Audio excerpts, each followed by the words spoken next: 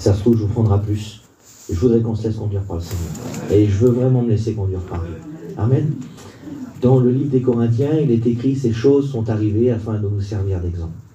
Ça veut dire ce qu'on va lire ce matin et tout ce que vous avez lu par le passé et que vous lirez demain, ces choses ont été écrites, bien sûr, dans la parole de Dieu, pour vous servir d'exemple. Ça va vous servir aujourd'hui, demain. Peut-être que tu crois que cette parole-là ne va pas te servir aujourd'hui.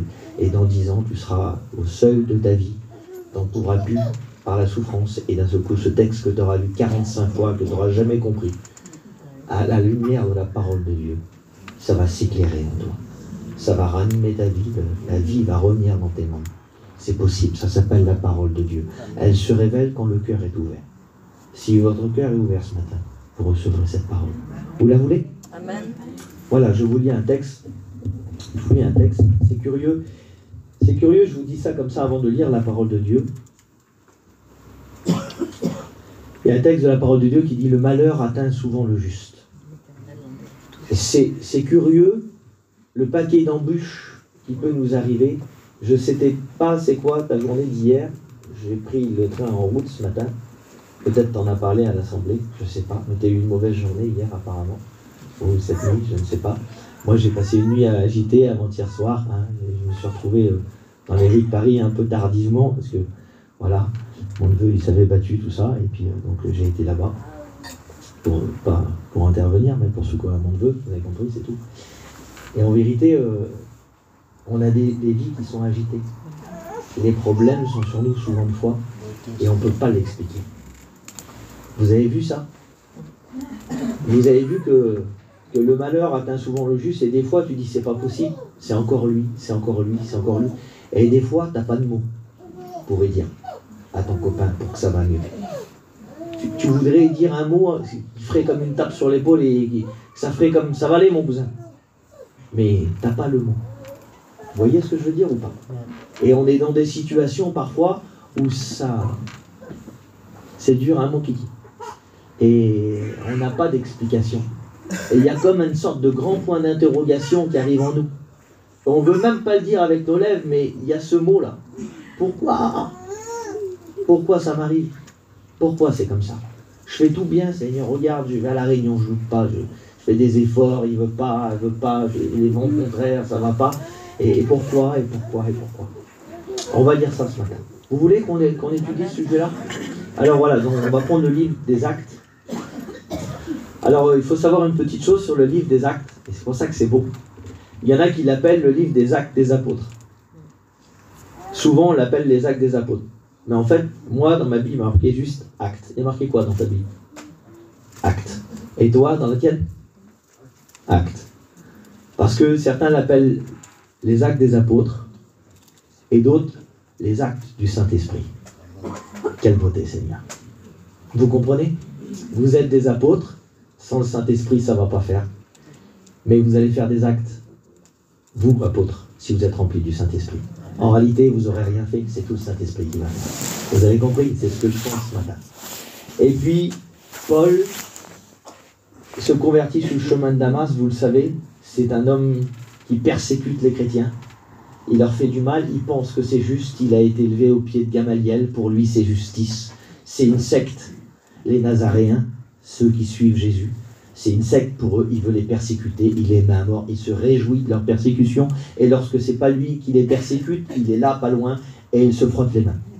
Et lorsqu'il va sur le chemin de Damas, alors une lumière paraît, et l'Éternel lui parle. La lumière est tellement resplendissante qu'elle dépasse la lumière du soleil et des étoiles, il devient aveugle, et l'Éternel lui parle, pourquoi me persécutes-tu? Et vous connaissez ça.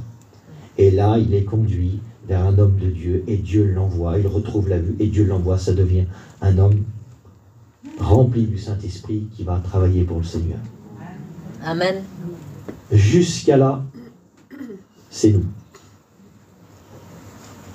Une grande lumière apparut, frères et sœurs, dans un camping, dans une église, sous un chapiteau, au coin d'une rue.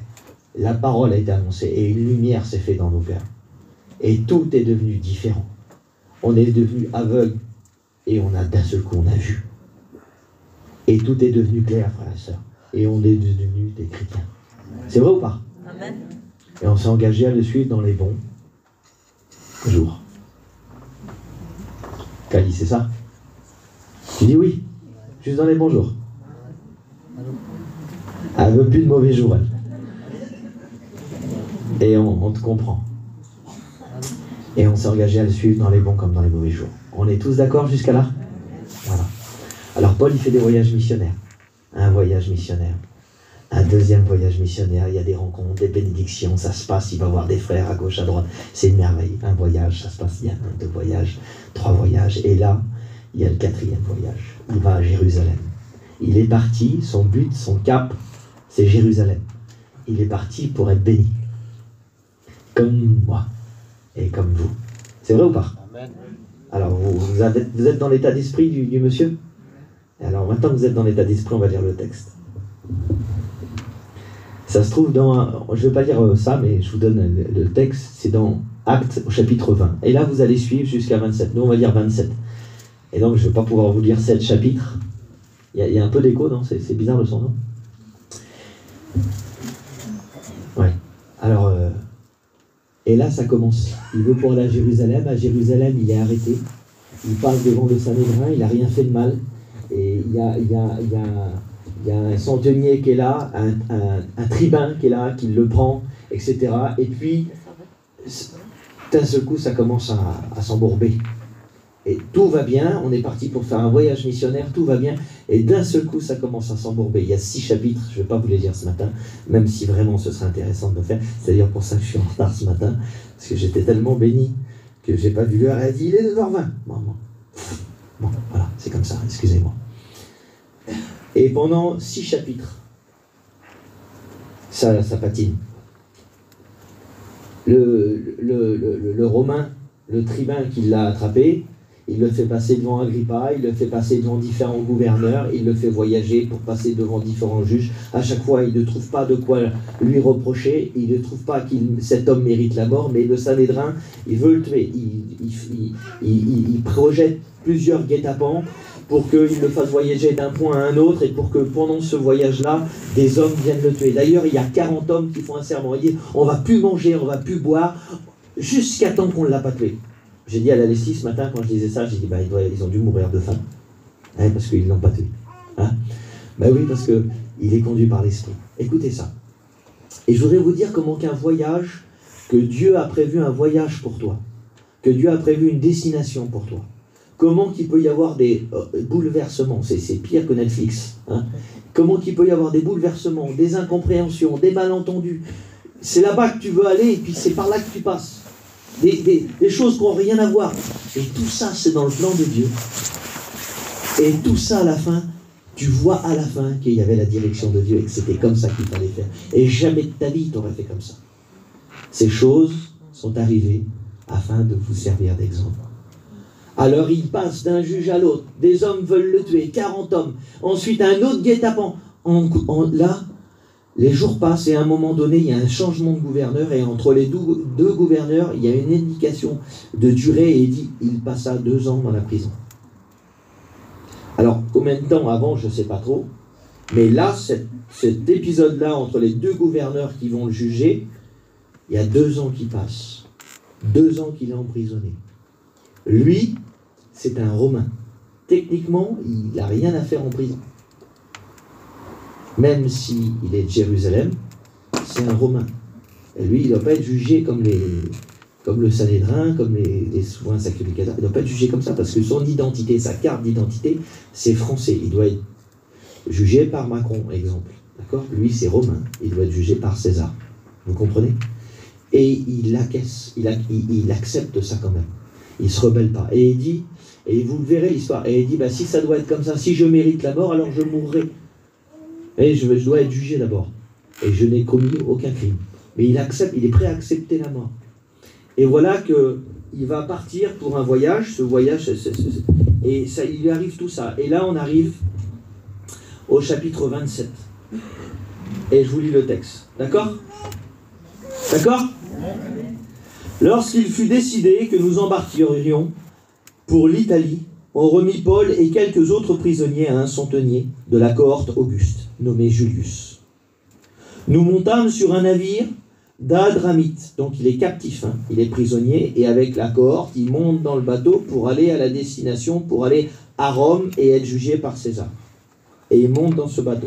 Il y a avec lui la cohorte qu'on appelle la cohorte Auguste, et donc le centenier. Nous montâmes sur un navire d'Adramite, qui devait côtoyer l'Asie. Côtoyer, ça veut dire voyager le long des côtes. Donc c'est pas aller en pleine mer, d'accord? C'est le contraire. Nous partîmes, ayant avec nous Aristarque, macédonien de Thessalonique.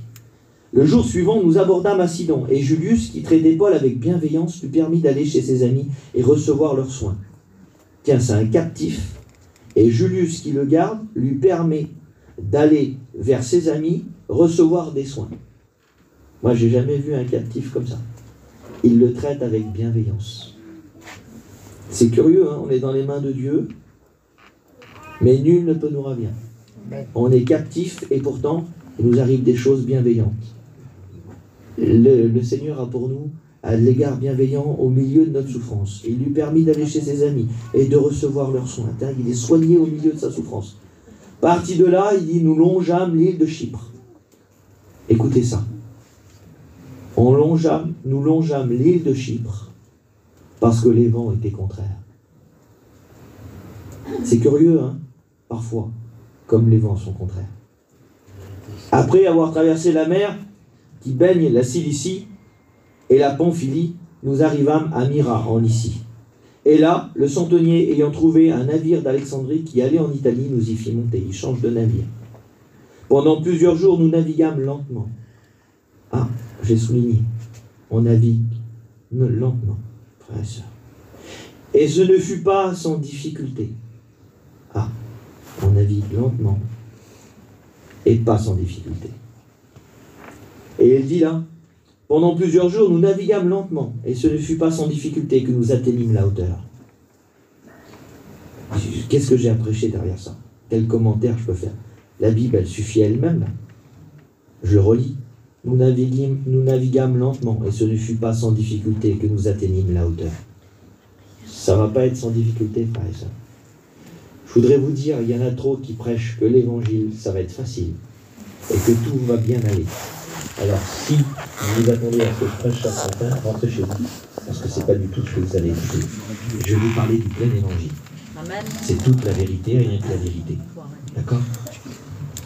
Et il dit là, c'est pas sans difficulté, mais ils atteignent les hauteurs. Vous comprenez? Alors, il dit qu'on atteint les hauteurs de Cnide, où le vent ne nous permet pas d'aborder. On atteint les hauteurs, et encore là, il y a des difficultés. Le vent, il ne permet pas d'aborder. Vous avez bien compris que le navire, c'est notre vie, frères et sœurs. Les vents contraires, c'est l'adversaire. Et vous comprenez ça, je pense que je n'ai pas besoin d'expliquer la parabole. Vous la comprenez, frères et sœurs. Et puis ce matin, moi, c'est ma vie. Peut-être c'est votre vie. Seigneur, c'est dur parfois. Il y a de l'incompréhension. Il y a des luttes, il y a des combats. On ne sait pas pourquoi. Et pourquoi ceci. Et pourquoi cela. Le pourquoi, là, il faut gommer de sa vie, je le dis toujours. Mais voilà, il y a un mot, il y a toujours pour dire ça, il est sous-jacent. Il est là. On ne le fait pas sortir, mais il traîne quelque part là, et il est là quand même, ce mot-là. Et il dit, regardez. Alors nous la côtoyâmes avec peine soulignée. Et nous arrivâmes à un lieu nommé Beauport, duquel était la ville de Lacée. Un temps long s'était écoulé, et la navigation devenait dangereuse.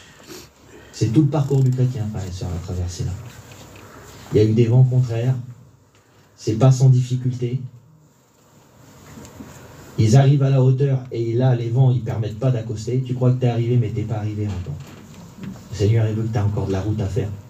Vous comprenez? Et puis là, ils repartent. Ils sont arrivés à Beauport. C'est une merveille, Beauport. Tu repars pas quand tu es à Beauport. Tu es arrivé. Ah oui, le port, il est beau, c'est bien. Ah oui, mon David.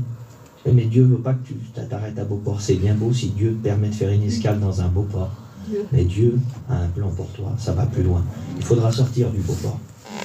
Il faudra aller plus loin. Il faudra aller dans des ports qui ne sont pas accueillants, où la mer est agitée. Il faudra aller en pleine mer, pas toujours côtoyer, pas toujours aller sur les côtes, pas toujours... vous savez, voyager le long des côtes, pour un marin, c'était quelque part prendre la mer en prenant un minimum de risques. Vous comprenez ça? Je ne suis pas un marin, moi, mais je l'imagine. Vous comprenez? Côtoyer, donc c'est ça, c'est faire les côtes. Ça veut dire toujours naviguer à vue. Quand on est en pleine mer, des fois, on ne voit pas. Et quand on navigue à vue, alors c'est plus rassurant. On sait où on va, le cap, il est là. Et puis, vous savez, c'est pas ce que Dieu veut de nous, des fois. Des fois, vous allez voyager à vue. Et vous allez aller dans une direction que vous connaissez. Vous voyez le cap. Et puis, je voudrais vous dire que des fois, le cap, il disparaît. Vous êtes en pleine mer. Il est là, le cap. Il faut la traverser, la pleine mer. Il y a Jérusalem au bout. Il y a la Terre Sainte au bout. Mais il n'y a plus de côte pour se repérer. Il n'y a plus... Des fois, même, je vais vous dire, je vais le dire comme ça, il y a plein de nuages dans le ciel et on ne peut plus voir les étoiles. Et puis, je voudrais vous dire, les marins, ils avaient besoin des étoiles pour voyager. Ils repéraient, ils avaient des petits appareils, des petits compas, je crois que ça s'appelle, et par rapport à telle étoile, et par rapport à telle étoile, des étoiles que moi je ne vais pas vous dire, j'y connais rien. Mais par contre, par rapport à telle étoile et telle étoile, ils savaient ce qu'il est. Mais voilà, quand il y avait un jour de nuages, Yvan, alors ils baissaient les voiles, ils attendaient. Mais quand il y avait un deuxième jour de nuages, Yvan, et un troisième jour, Yvan, et quand ça frappe une troisième fois, que les vents sont violents et qu'il y a encore des nuages, Yvan, et des nuages, et qu'on ne voit plus les étoiles. Et il n'y a plus de côte à vue. On ne peut plus se guider, frères et sœurs. On ne peut plus se guider avec la vue. À ce moment-là, il faut faire comme Paul. Ça dure, c'est dur, ça coûte. Il faut se guider, pas avec un compas. Il faut se guider avec la foi. La foi, c'est l'invisible, frères et sœurs. Et Dieu nous appelle à faire ce pas. Pas toujours les côtes, mais aussi la pleine mer, frères et sœurs. Même quand il y a des vents contraires. Non, encore plus quand il y a des vents contraires. Encore plus quand il y a des problèmes, hein, Denis? Encore plus quand il y a de l'opposition. Encore quand les vents sont dangereux et qu'il y aura de la peine, Denis. Ce sera difficile. Hein, non. Il y a plein de complications. C'est pas ce qu'on avait prévu. Oui, mais Dieu veut que tu voyages, tu traverses l'océan, là. Et que tu voyages des fois sans voir où tu vas. Simplement guidé par ta foi. C'est le Saint-Esprit qui conduit Paul. C'est le Saint-Esprit que je veux qu'il me conduise, frères et sœurs. C'est le Saint-Esprit qui te conduit. Vous comprenez, frères et sœurs? Vous êtes dans l'état d'esprit, vous comprenez la parole de Dieu ce matin? Alors, je continue un petit peu. Il dit, nous côtoyâmes avec peine, et nous arrivâmes à un lieu nommé donc Beauport, près duquel il était David de Lacé. Un temps avant s'était écoulé, et la navigation, là, devient dangereuse. Ça devient encore plus périlleux, mon père. Et là, quand ça devient dangereux, qu'on a quitté le Beauport, qu'on ne voit plus les côtes, on a besoin de quelque chose. Moi, j'ai besoin de quelque chose. J'ai besoin d'un mot de Dieu. Quand ça va plus, que j'ai plus d'explication, quand ça va pas, vous savez, des fois, je ne sais pas, vous avez déjà été à Biarritz, sûrement, vous, comme moi, et puis des fois, on s'amuse un petit peu dans les vagues. Moi, je m'ai amusé plein de fois dans les vagues, petit, grand. Puis même en étant grand, hein, des fois, la vague là, elle est un peu plus forte. Bah, toi, ça peut pas t'arriver, tu quittes une montagne. Mais moi, je suis pas une montagne. Alors, et puis tu t'amuses dans les vagues, c'est rigolo. Puis d'un coup, paf, ton point de vue, elle est... Oh. C'est un petit peu plus violent. Tu prends à moitié la tasse, mais tu mets ton pied, tu te relèves, tu fais ça, ou c'est pas, tu te ressors. Une petite frayeur. Voilà, les poils, ils se sont un peu hérissés, on va dire ça comme ça. Un petit frisson. Oui, mais d'un seul coup, quand ça t'arrive et que tu fais ça, et que tu sens pas le fond, là que tu es emporté, et puis que tu ressors, il y a une deuxième vague qui te vient dessus. Là, tu peux pas tousser, tu peux pas éjecter le peu d'eau de mer que tu as déjà bu, tu étais déjà en train de tousser, ça va pas, et là, il y a une deuxième vague qui vient, et une troisième vague qui vient, et une quatrième vague qui vient. Là, tu prends la tasse, t'es palotté, t'en peux plus. C'est de cette situation qu'on parle. C'est de là qu'on parle. Et là, tu as besoin d'un mot de Dieu. Tu as besoin qu'un homme se lève. Et là, Paul, il va se lever au milieu du bateau et il va parler. Et là, tu as besoin que le Saint-Esprit se lève dans ta vie. Tu as besoin que la parole de Dieu se lève dans ta vie et te donne un conseil. Tu as besoin que Dieu te parle. Ben, moi, j'ai besoin que Dieu me parle. Alors voilà ce qu'il a dit. C'est pourquoi Paul avertit les autres en disant « Ô homme, je vois que la navigation ne se fera pas sans péril et sans beaucoup de dommages. Et non seulement pour la cargaison et pour le navire, mais encore pour nos personnes. » Je redis. J'ai tout souligné. La navigation ne se fera pas sans péril. Et sans beaucoup de dommages. Et il va y avoir de la casse. Les dommages, c'est ça. Si tu ne vas pas ressortir intact. Ça veut dire, si je ne sais pas moi, tu roules avec une belle voiture toute neuve, là, et il y a eu plein de dommages, il faut l'emmener au carrossier, l'auto, au garage. Elle est tout cabossée après, elle est pas fraîche, elle est fatiguée. Oui, mais après tu dis, mais elle a 100 000 km, et elle a traversé toute l'Europe, on a tout le tour du monde. Alors, regarde, les bosses, il n'y a plus pareil. J'ai des petites cicatrices sur tous mes doigts, j'ai un doigt, là, il a un peu bien. Qu'est-ce qu'il est pas beau ton doigt? Oui, mais il y a un marteau qui a frappé dessus un peu fort, et voilà, en même temps il est moche. Il y a des traces du passage, des dommages. Vous savez, je voudrais vous dire ça ce matin. On croit, et cette croyance-là, elle est erronée, elle est fausse, c'est un mensonge. On croit que tout va bien aller, ou on croit que quand une épreuve va nous arriver, on va en ressortir comme si que tout a passé. Que c'est fini, on repart. Et donc, je sais pas, des fois, vous avez vu, on se blesse, et puis hop, ça cicatrise, et puis des fois, il n'y a plus de... des petites blessures, il n'y a plus de traces, tu le vois même plus, tu dis, où c'est qu'il est? Tu parles avec quelqu'un, je m'avais blessé, je m'avais fait une trace, puis tu la cherches, tu la trouves plus, la trace. Il n'y a plus de traces, ça c'est des petits bobos. Et les gros bobos, ils laissent des traces, par exemple. Les gros bobos, là, je travaille comme vous, les garçons, donc j'ai plein de bobos. Eh mais je travaille. Les petits bobos, ils s'effacent, puis les gros bobos, il reste des traces. T'es cicatrisé, le doigt, il fonctionne impeccable, tout va, mais il y a des traces. Je voudrais vous dire que des fois, il y aura des traces, il y aura des dommages. Il y a un homme, il a été touché à l'emboîture de la hanche, et depuis ce jour-là, il boitait. Sa marche avait changé. Son comportement avait changé. Lorsqu'il marchait, on disait, cet homme-là, il a eu quelque chose. Dieu nous marque, les coups nous marquent. Mais avec le Seigneur, même si on boite, on va au but. Je voudrais vous dire, Paul, il a dit ça. Il dit, j'ai achevé la course, j'ai mené le bon combat de la foi, désormais la couronne de justice m'est réservée. Parce qu'il y a quelque chose qu'il faut qu'on comprenne, frères et sœurs. J'ai dit ça hier parce qu'on parlait de navigation et ça a sorti, puis je me suis dit, tiens, je l'utilisera demain. Les choses de Dieu, c'est pas un sprint, c'est pas une course sur 100 mètres. C'est une course de fond. C'est très long. C'est très très long. Et Dieu ne nous appelle pas à arriver premier, tant mieux pour les premiers. Mais Dieu vous appelle à arriver, à finir la course, à l'achever, à aller jusqu'au bout. C'est différent pour les sœurs. C'est pas être premier, tant mieux pour les premiers. Dieu veut qu'on aille jusqu'au bout. Vous comprenez? J'ai mon ancien qui est à l'hôpital et puis vraiment il n'est pas bien. Et il était encore moins bien il y a quelques jours et je ne l'ai pas su et sa femme m'a appelé hier. Alison. Et puis on a passé un moment ensemble. Et on a prié le Seigneur dans la chambre. Et puis l'onction de Dieu est tombée. Et on était bien. Et puis les prières sont un peu éloignées de la maladie du serviteur. Et puis on a prié pour son fils. Ses fils, mais on en a mentionné qu'un. Les fils, il a 3 fils. Et on en a mentionné qu'un. Et quand on a fini la prière, la porte s'est ouverte de la chambre, et c'est ce fils-là qui est rentré avec sa femme, qui est venu voir son père.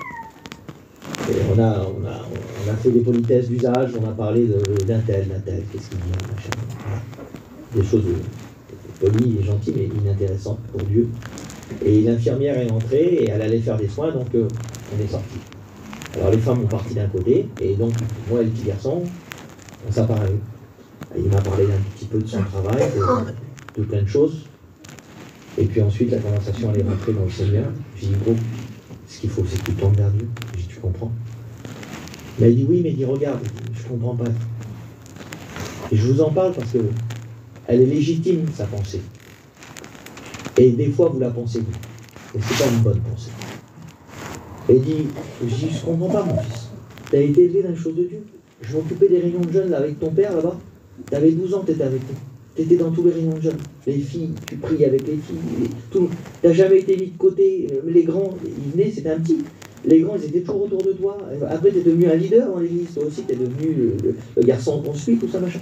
Et regarde, tu n'es toujours pas chrétien. J'ai dit, qu'est-ce qu'il y a, mon fils? Ben, il dit, t'as vu, il dit, mon père, là. Il dit, je vous le dis franc, je parlais normal. Vraiment, je dois prêcher bizarre. Hein. Et je ne prêche pas comme ça d'habitude, mais voilà, je vous parle comme ça. Et il dit comme ça, il dit, t'as vu mon père, il dit, Il dit, c'est pas qu'on était millionnaire, il dit, mais il y arrive un petit peu, il faisait ses affaires. J'ai dit, oui, c'est vrai. Il dit, comme on voulait un beau manteau, et je l'avais, plein d'affaires. Voilà, j'ai dit, oui, c'est vrai, c'était vraiment vaillant ton père. Et il dit, regarde, il dit, maintenant, regarde, il n'arrive plus à s'en sortir.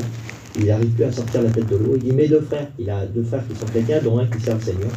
Il dit, regarde, mes deux frères, ils ne sortent pas la tête de l'eau. Il dit, ça va plus. Lui, il n'est pas chrétien. Il regarde l'argent, le compte en banque, il a compris. Il dit, regarde, il dit, et l'air de dire, c'est ça qui le freine pour devenir chrétien. Je dis, oui, mon fils, t'as raison. Mais c'est vrai. Je dis, tu sais que ton père, c'est un super héros. Je vais te le dire comme ça, je ne veux pas crâner quelqu'un. Et je vous le dis à vous parce que vraiment, je pense que c'est un super héros potentiel. Il a enterré tous tes oncles. Il s'est occupé de leur femme, financièrement, spirituellement. Il s'est occupé de ton neveu qui est malade. Il a enterré son beau-père qui était pour lui son père. J'ai donc ton grand-père. Il a été là et j'ai dit plein de choses que Nanin, c'est un homme terrible. Et c'est vrai, parce qu'il a reçu de Dieu, voilà. Et j'ai dit plein de choses comme ça. J'ai dit, tu sais, ton père, j'arrive pas à la hauteur comme ça. J'ai dit, c'est un homme terrible, vraiment. Et j'ai dit, c'est un homme de Dieu. J'ai dit, prêche partout. Même qu'il est en miettes, le foie est malade, tout est malade dans lui. Je t'ai bien compris qu'au rythme où il va pas, ça ne peut pas durer des années comme ça. Il a 45 ans. C'est un homme jeune. C'est pas parce que je l'appelle mon ancien que c'est un ancien. J'ai 42 ans. 43. 42, je crois. Je suis en 43, 43 ans. Et on a 2 ans d'écart. C'est quand même mon ancien. Mais je veux voir. C'est vraiment un exemple pour moi. Et j'ai dit, tu comprends? Mais il leur a achevé la course, il leur a amené le bon combat de la foi.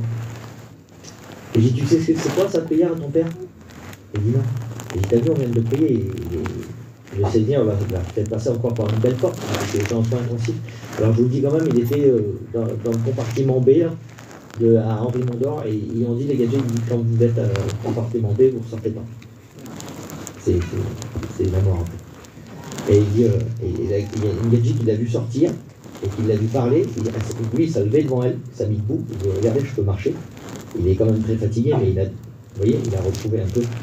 Et il dit comme ça, elle s'est assise à la gadget, elle a tombé par terre, et elle a pleuré. Elle dit, c'est la première fois que je vois quelqu'un sortir du bloc. Dieu est avec lui. Encore 6 mois, encore 1 an, encore 10, encore 50 ans, je prie pour ça. Mais Dieu est avec lui. Et vous savez ce que je dis? J'ai essayé de dire ça. Vous savez, tu sais pourquoi qu'il a prié, fils? Il n'a pas prié pour qu'il soit guéri. J'ai pourtant, il a 45 ans. C'est justice qu'il soit guéri. Enfin, c'est justice à mes yeux, vous avez compris. Hein. Il a prié pour que tu te convertisses. J'ai dit, pour que t'arrêtes d'être dans le monde et t'arrêtes de te tromper.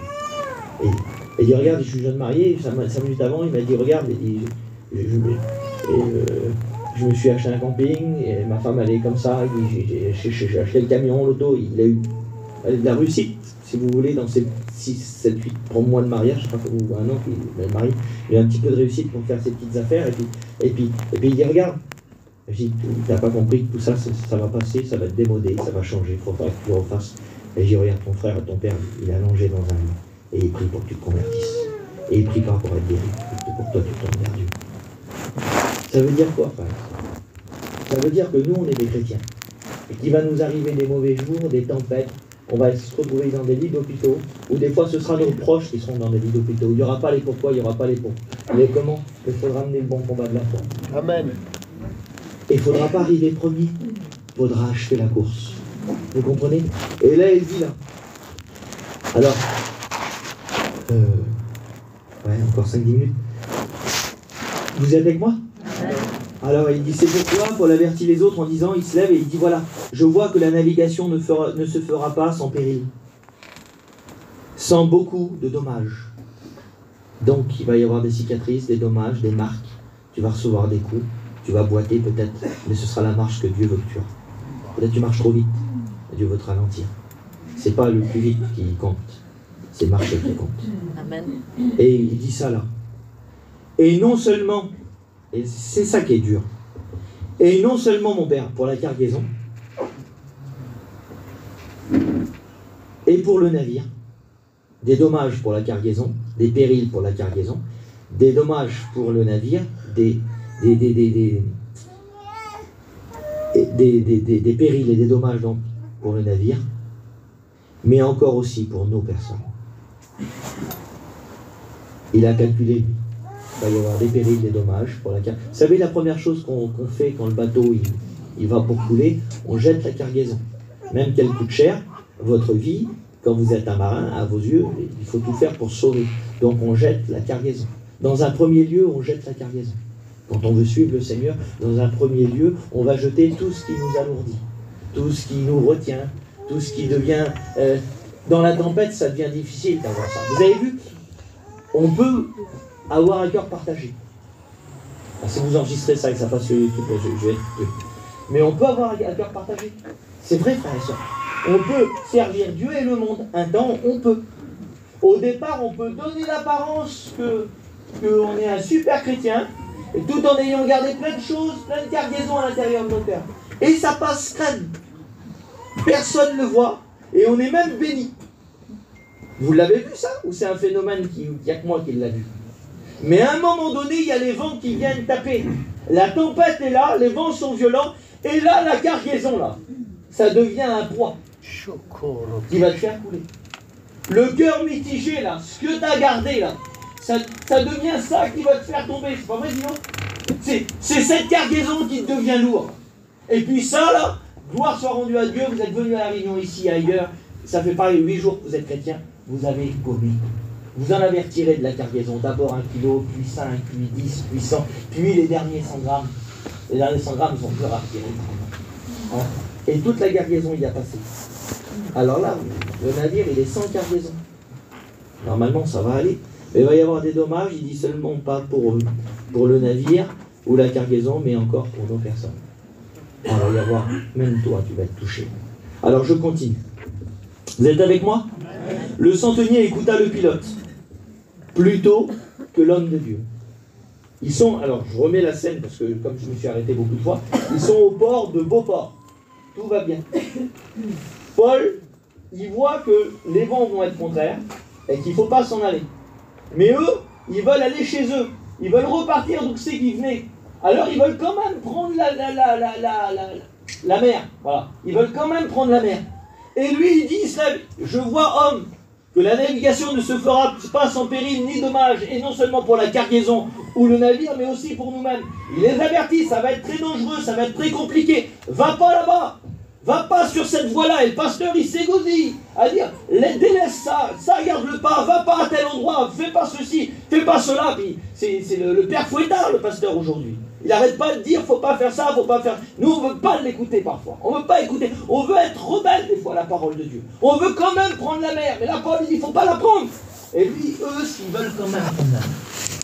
Alors le centenier qui est là, qui n'est pas un marin, mais qui fait partie de l'équipage pour le coup. Et le centenier qui est romain, qui est là pour donc se retrouver entre l'homme qui navigue, les capitaines et l'équipage, les matelots, et les prisonniers qui sont là, c'est un petit peu l'homme central, c'est le centenier. Et lui, le centenier, écoute le pilote et le patron du navire plutôt que les paroles de Paul. Je vais vous dire qu'à chaque fois qu'on va écouter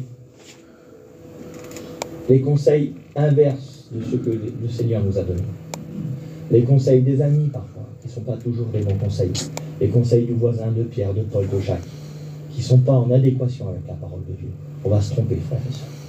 Ce ne sera pas bon. Vous savez, il y a un roi dans la Bible qui s'appelle Roboam. Et lorsqu'il est devenu roi, lorsqu'il allait prendre son titre de roi, sur roi de Juda et de toutes les tribus d'Israël, il a demandé conseil aux anciens. Et il a aussi demandé conseil aux jeunes. Et voici que les anciens, ils ont dit comme ça, allège le poids de service, et puis tu gagneras un peuple qui te servira. Et puis les jeunes, ils ont dit, sois encore plus dur que ton père avec le peuple, asservis-les et demande encore plus de taxes et d'impôts. Oui, parce que eux, ils avaient compris que c'était les copains du petit jeune, là, et qu'en prenant plus d'impôts, ils auraient plus de sous, c'est la cupidité, et comme eux, c'était les copains du roi, ils auraient aussi plus de bénéfices en ayant un roi plus riche. Et puis, au lieu d'écouter les conseils sages de l'ancien, il a écouté les conseils des petits jeunes. Eh bien, au lieu d'être roi sur tout Israël, Tout Israël s'est détourné de lui, et il n'a été de roi que de Juda. Il aurait pu être roi des 10 tribus, et là il y a une parce qu'il a voulu faire à sa tête. Je vais vous dire, on a connu, nous, et on connaît des serviteurs de Dieu, qu'on a aimés et qu'on aime encore, qu'on prêchait ici, qui se sont occupés de l'Église, et puis qu'on semait la division, et à cause de la division, eh bien ils sont plus à la place que Dieu voudrait. Ils ont beau essayer de se débattre, ils sont dans l'erreur. Vous comprenez? Et vous savez, je ne vais pas en dire plus, vous savez, et on les aime et on prie pour eux pour qu'ils reviennent, mais ils se trompent. Et ils suivent les conseils des jeunes, plutôt que des conseils des anciens, de la parole de Dieu. C'est ça, David, je me trompe ou pas? Et puis en les écoutant, vous vous trompez. Et espérons, avec la grâce de Dieu, qu'ils reviennent. Mais ne les suivez pas, parce que vous vous tromperez vous-même. Alors, parce qu'ils ne suivent pas les conseils des anciens. Alors, je continue la parole du Seigneur. Alors voilà, il dit ça, et le centenier écouta le pilote et le patron du navire, plutôt que les paroles de Paul. Et comme le port n'était pas bon pour hiverner, la plupart furent d'avis de le quitter pour tâcher d'atteindre Phénix, port de Crète, qui regarde vers le sud-ouest et le nord-ouest, afin d'y passer l'hiver. Ils n'allaient pas pouvoir aller jusqu'à Rome. Il allait falloir passer l'hiver quelque part. Et le port de Beauport, il était bien beau, mais c'était pas un super port pour passer l'hivernage. Peut-être qu'il n'y avait peut-être pas de taverne autant qu'ils auraient voulu, peut-être qu'il n'y avait peut-être pas autant d'auberges qu'ils auraient voulu, et que le temps leur aurait paru certainement plus long. Oui, mais il n'y avait pas de temps. Et eux, ils ont voulu quand même braver la mer pour aller sur un port qui est Phénix. Hein, le Phénix est brillant, c'est un oiseau de feu qui n'existe pas, c'est un oiseau mythique, vous le connaissez. C'est celui qui renaît de ses cendres. Hein, l'histoire du Phénix, on ne va pas parler dessus. Et c'est pour dire, ça attire, ça a envie, mais ça n'existe pas.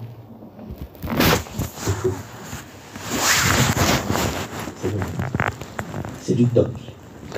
Hein, c'est comme si moi j'avais une grosse méga Rolex, tant mieux si pour ceux qu'on a. Elle est bien ma montre, c'est pas ce que je veux dire, mais mettons, elle brille plein. L'autre il va dire, maman il a une montre à 50 000 €. Puis en vrai, je l'ai acheté à Clignancourt, je sais pas, à 50 €. Vous comprenez?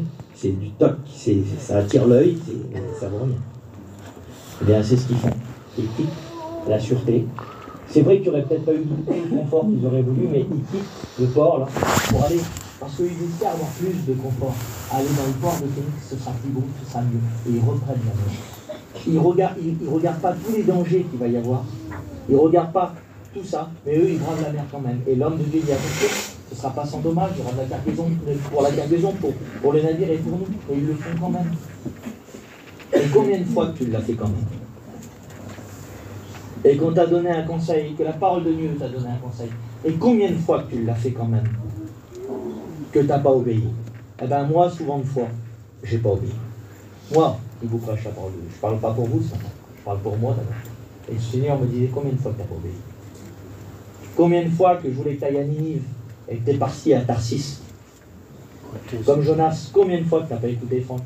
Combien de fois je t'ai dit, fais pas ça, et tu l'as fait? Ou, agis pas comme ça, et tu l'as fait. Ah, t'as fait sortir le caractère. Mais moi, mais moi. Et puis à la fin, c'était la ruine pour le moi, là. Et Franck, il a rentré dans le mur à 300 à l'heure. Et ça a explosé. Vous comprenez? Et puis le Seigneur parlait à mon cœur. Je continue? Eux, ils ont quand même fait leur volonté. Ils ont quand même allé vers Phénix. Et ils ont tenté le beau port. Écoutez ce qu'il dit. Un léger vent du sud vint à souffler. Un léger vent du sud, c'est intéressant pour un marin, parce qu'il faut que la voile elle soit poussée par le vent. Un peu de vent, c'est vraiment bien. Beaucoup de vent, c'est très problématique. Un léger vent du sud vint à souffler, et se croyant maîtres de leur dessein, ils levèrent l'ancre et côtoyèrent de près l'île de Crète. Ça y est, ils repartent. Tout va bien au départ. Il y a un petit vent qui pousse la voile. Ah, t'as vu comment on a eu raison, Fletcher? Regarde, t'as vu comment on est bien? Ah, ouais. Là-bas, je connais des petits bars, je connais des petits endroits, je connais des chantiers, je connais des trucs. C'est mieux là, tu vas voir. Et puis t'as vu le petit vent qui est avec nous. Et des fois ça démarre bien, notre mauvaise route, elle démarre bien. Mais bientôt, un vent impétueux qu'on appelle Eurachilion se déchaîna sur l'île. Ah oui. Le navire fut entraîné sans pouvoir lutter contre le vent. Et nous laissâmes aller à la dérive. Peut-être que t'en es là ce matin. Peut-être que voilà, le Seigneur a essayé de te reprendre à un moment donné. Comme moi, tu as bravé l'interdit et tu as été quand même Et voilà, le vent, il a frappé. C'était un vent impétueux. On l'appelle le Ratilion. Il a frappé. Et il a été très fort. Et voilà que ton navire, il a la dérive. Ah, c'est grave, là. C'est plus un peu de cargaison achetée, un peu de dommage sur la figure, ou un petit peu de dommage pour le navire ou pour nous-mêmes. C'est là, je vais à la dérive. Et peut-être que ta vie chrétienne, elle va à la dérive. Peut-être qu'il n'y a plus de sens. Tu vas de tous les vents. Et c'est possible, parce que c'est leur cas. C'est leur cas. Nous nous laissâmes aller à la dérive. Nous passâmes au-dessous d'une petite île nommée Clauda, et nous eûmes de la peine à nous rendre maîtres de la chaloupe. C'est difficile, hein, de rendre maître. Quand on a choisi que ce soit Dieu notre maître, et qu'on veut reprendre la maîtrise, ça devient difficile, frère et sœur. Parce que c'est lui, il gouvernait tellement bien. Et toi, tu veux reprendre la maîtrise, et tu n'y arriveras pas. Tu ne seras pas maître du navire. Il faut que c'est lui qui est maître du navire. Vous la connaissez, l'autre histoire de la parole du Seigneur, où il y avait un maître dans le navire qui dormait. Son nom, c'est Jésus. Le vent soufflait, la tempête était là. Il s'est levé, il a dit silence, tais-toi. C'est le maître. Mais quand c'est toi qui veux être maître, ça ne marche pas. Alors, Seigneur, on sait qui choisir comme maître. Après l'avoir hissé, il dit, on a eu de la peine à nous rendre maître de la chaloupe. La chaloupe, c'est pas le bateau, hein, c'est le petit bateau de secours, quoi. Je ne sais pas comment on dit, non pas un canoë, mais une chaloupe, quoi, un petit bateau. Après l'avoir hissé, on se servit des moyens de secours pour ceindre le navire. Donc ils se servent, ils sont en grand péril. Ils se servent des moyens de secours pour ceindre le navire, hein, pour essayer de le tenir, qu'il soit attaché. Imaginez-vous, toutes les planches, là, je ne sais pas, ça devait bouger. Il devait y avoir de l'eau qui rentrait dans les interstices. Et puis ça allait à la dérive, et puis le bateau il devait être en train de couler. Ils utilisent tout, qu'est-ce qu'ils ont? Je ne sais pas, moi, je vais dire ça, des cordes, des arrimages, des sangles, peut-être, pour essayer de tenir les planches entre elles, pour que l'eau ne rentre pas, mais ça va à la dérive, il n'y a plus rien qui va. Et dans la crainte de tomber sur la Syrte, on abaissa les voiles. Seigneur. Et je peux juste changer un mot. On abaissa les bras. Je mets. Ça nous arrive, hein, quand l'eau rentre, on ne sait plus comment faire. On a été sur une mauvaise voie. Puis maintenant, on s'en mord les doigts. Et on ne sait plus comment s'en sortir. Et il dit là, on abaissa les voiles. C'est ainsi qu'on se laissa emporter par le vent. Voilà, conduit, plus de maîtrise. Comme nous étions violemment battus par la tempête, le lendemain, on jeta la cargaison à la mer. Ah, là, on s'aperçoit qu'il est resté des trucs, et il faut les jeter. Alors, ça y est, là, on est au bout du bout, et on voit, on s'examine un peu, on voit qu'il a resté des choses, on jette même les petits 100 grammes qui restent là. Et le troisième jour, on y lançâme de nos propres mains les agrès du navire. Là, ça ne jette pas, ça. Alors, moi, je n'ai pas un bon français comme moi, à peu près, enfin, on ne parlait pas un super français peut-être comme moi, et donc les agrès, j'avais une idée de ce que c'était, mais je n'étais pas sûr, donc j'ai demandé à Google. Google, il sait tout. C'est un bon français. Écoutez-moi. Enfin, il parle bien le français. Les agrès, vous savez ce que c'est? C'est tout ce qui sert à la navigation du bateau. Donc, les voiles, les cordages, et plein d'autres mots, les gréements, tout ça, enfin des choses que moi je ne sais pas vraiment tous les sens de tout ça. Mais ça ne jette pas. Même que tu es au milieu de la tempête, tu peux baisser la voile, mais tu ne vas pas jeter la voile à la mer. Parce que même que là, tu es ballotté par les vents, tu te dis peut-être dans un coin de ta tête que ça va, à un moment donné, ça va s'arrêter tout ça. Et puis on va pouvoir reprendre la mer avec la voile. Mais là, on n'en peut plus. Et ils ont jeté toute la gargaison, tout est à la mer. Et malgré ça, Gino, ça ne va pas encore. Alors ils jettent même les agrès du bateau. Tout ce qui va leur servir de naviguer par eux-mêmes. C'est ça qu'il faut faire. Ça s'appelle s'abandonner à Christ. Amen. Pas seulement jeter le superflu, ou même ceux qui comptent à nos yeux, mais se laisser conduire complètement par Christ. Sans voile, c'est lui la voile. Sans gouvernail, c'est lui le gouvernail. Je lis, regardez-moi. Le troisième jour, on y lançâme de nos propres mains. Il faut pas que c'est l'autre qui le fait pour toi. Il faut que c'est de tes propres mains que tu jettes. Le soleil et les étoiles ne parurent pas pendant plusieurs jours, et la tempête était si forte que nous perdîmes enfin toute espérance de nous sauver. C'est terrible quand on arrive là. Je sais que certains d'entre vous l'ont vécu ou le vivent peut-être aujourd'hui. Il dit là, pendant plusieurs jours, la tempête était si forte qu'on perdîmes toute espérance de nous sauver. Peut-être que tu es au milieu d'une tempête ce matin. Et que, ça y est, tu as perdu tout espoir de te sauver. Peut-être que tu en es rendu là. Écoutez, je lis. On n'avait pas mangé depuis longtemps. Alors Paul, se tenant au milieu d'eux, leur dit aux hommes, encore l'homme de Dieu qui parle, encore la parole de Dieu qui vient. Ô hommes, il fallait m'écouter et ne pas partir en Crète, afin d'éviter ce péril et ce dommage. Maintenant, je vous exhorte à prendre courage. Donc, Église du Seigneur, je vous exhorte à prendre courage, même si vous êtes là. Amen. Pourquoi? Car aucun de vous ne périra. C'est pas moi qui le dis, c'est la Bible. Aucun de vous ne périra. Il y aura des pertes. Il y aura de pertes que celles du navire. Seigneur, on va tout perdre, mais toi, tu ne périras pas. Tu vas peut-être tout perdre autour de toi. Tout. Mais tu ne périras pas parce que tu es dans les mains du Seigneur. Donc, ne crains pas. Écoute, un ange de Dieu à qui j'appartiens et que je sers m'est apparu cette nuit et m'a dit, Paul, ne crains point. Il faut que tu comparaisses devant César. Et voici, Dieu t'a donné tous ceux qui naviguent avec toi, Seigneur. Seigneur, Dieu lui a donné tous ceux qui naviguaient avec lui. On parle de naviguer perso, là. Mais si tu navigues perso et que tu abandonnes tout, tu vas emmener aussi tous ceux qui naviguent avec toi. Vous comprenez ça? Amen. Non pas seulement pour toi, mais aussi pour tous ceux qui sont autour de toi. Amen. Seigneur, quelle beauté. Ça vous plaît pas la parole de Dieu? Moi, ça me bénit terrible. C'est pourquoi, ô hommes, rassurez-vous, car j'ai cette confiance en Dieu qu'il en sera comme il m'a été dit. Mais nous devons échouer sur une île. Ah, il y aura des étapes.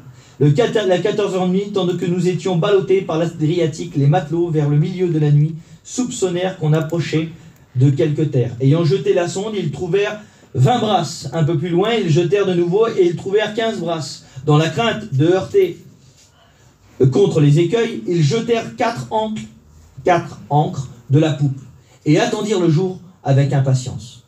Mais, comme les matelots cherchaient à s'échapper du navire, ils mettaient la chaloupe à la mer sous prétexte de jeter les ancres de la proue.